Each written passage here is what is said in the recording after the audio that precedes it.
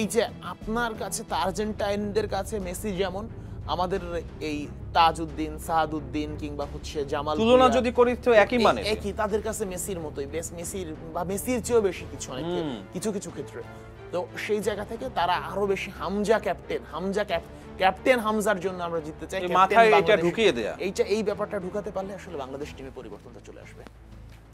সামনে আর কোন কোন ফুটবলার প্রবাস থেকে বাংলাদেশে আসবে বলে আপনি খবর পেয়েছেন বা আপনার কাছে কি কি তথ্য রয়েছে? ট্রেভার ইসলাম সবার আগে, যার বাংলাদেশি পাসপোর্টের কাজ শুরু হয়ে গেছে। যদিও ট্রেভারের বাবার যে পাসপোর্টটা সেটা আসলে হাতে লেখা পাসপোর্ট, বাংলাদেশে যখন অনেক আগের হাতে লেখা পাসপোর্ট ছিল সেই হাতে লেখা পাসপোর্ট, তো সেটা অলরেডি জমা পড়ে গেছে বাফুফেতে। সে তার বাবার পাসপোর্টটা ঠিক করে তারপরে হচ্ছে তার পাসপোর্টের কাজে হাত দেওয়া হবে এবং 2026 সালে আমরা ট্রেভার ইসলামকে দেখতে পাবো।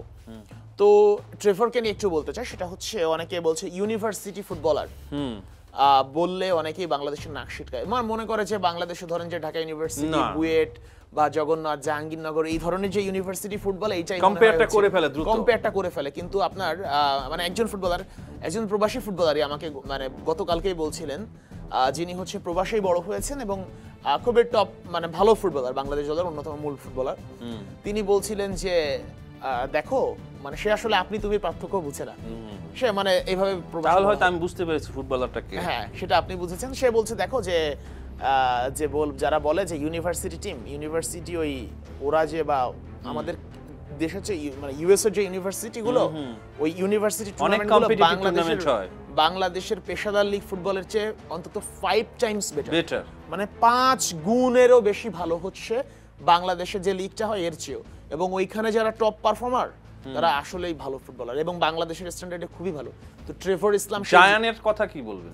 জায়ান তো সেই একই জায়গা থেকে আসা। তাহলে ট্রেভারের ক্ষেত্রে সমস্যা কোথায়? সমস্যা তো নাই, ওই যে মানে অনেকে না বুঝে আসলে কমেন্ট করে ফেলে যে ট্রেভার তো ইউনিভার্সিটি। তো জায়ান আহমেদ এখানে বড় একটা উদাহরণ।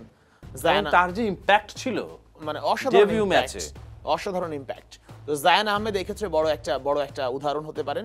তো ইউনিভার্সিটি ফুটবলার এবং তার যে স্টাইল আমরা দেখেছি, তার যে গোলের পরে যে সেলিব্রেশন আমরা দেখেছি অসাধারণ এবং গোল করার ধরনগুলো অসাধারণ এবং ইন্ডিয়ানরা পর্যন্ত তার অনেক প্রশংসা করেছে। হ্যাঁ, অনেক প্রশংসা করেছে, জায়ানের করেছে, ট্রেভারেরও করবে সামনে আসলে।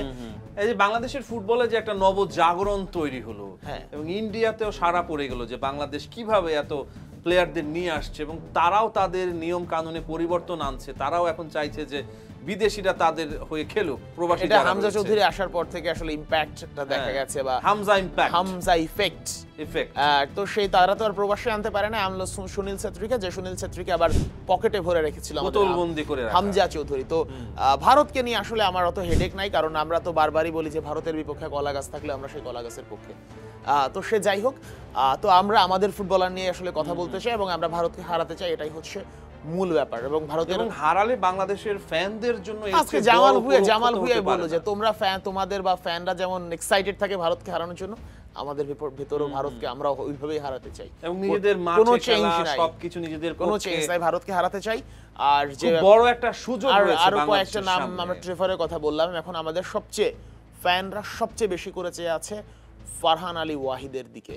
ফারহান আলী ওয়াহিদ ফুলহ্যাম এফসির গেম চেঞ্জার টাইপের হবে নাকি? আন্ডার 21 টিমে খেলে ফুলহ্যাম এফসি, ইংলিশ প্রিমিয়ার লিগে ফুলহ্যাম এফসি, এবং অসাধারণ ফুটবলার। এবং কোন পজিশনে খেলে? সে হচ্ছে লেফট উইঙ্গার, মূলত লেফট উইঙ্গার, অ্যাটাকিং মিডে খেলতে পারে, লেফট উইঙ্গে খেলতে পারে, রাইট লেফট উইঙ্গে তো আমাদের জায়ান রয়েছে। জায়ান লেফট ব্যাকে খেলে, লেফট উইং লেফট উইং। একটা ম্যাচে তো তাকে লেফট উইঙ্গে নামানো হয়েছে। হ্যাঁ, সে নামানো হয়েছে, সে ওইভাবে পারফর্ম করতে পারে নাই।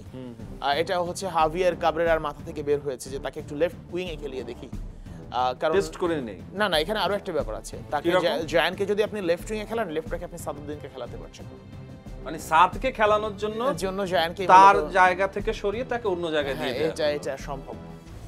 তো এই হচ্ছে ব্যাপার। তো সেই জায়গাতে আসলে হাভিয়ার কাবরেরা এবং সাদের মধ্যে যে রসায়নটা, সেটা আসলে বেশ ভালো জমে গেছে। এই রসায়নটা কবে শেষ হবে? এইটা আসলে যেদিন কাবরেরা যাবে সেদিন শেষ, তার আগে শেষ হওয়া সম্ভব না।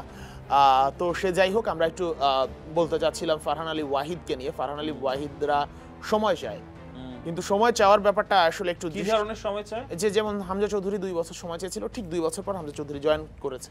তারা আসলে আবার ফারহান আলী ওয়াহিদের বাবার সঙ্গে আমার কথা হয়েছে, মানে সরাসরি আমার কথা হয়নি, একজনের মাধ্যমে কথা হয়েছে।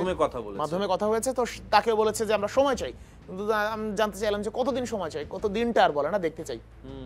মানে কি দেখতে চাই? দেখতে চাই যে তাদের আসলে ইংল্যান্ড টিমে হয়ে যায় কিনা, কারণ ভালো সম্ভাবনা আছে।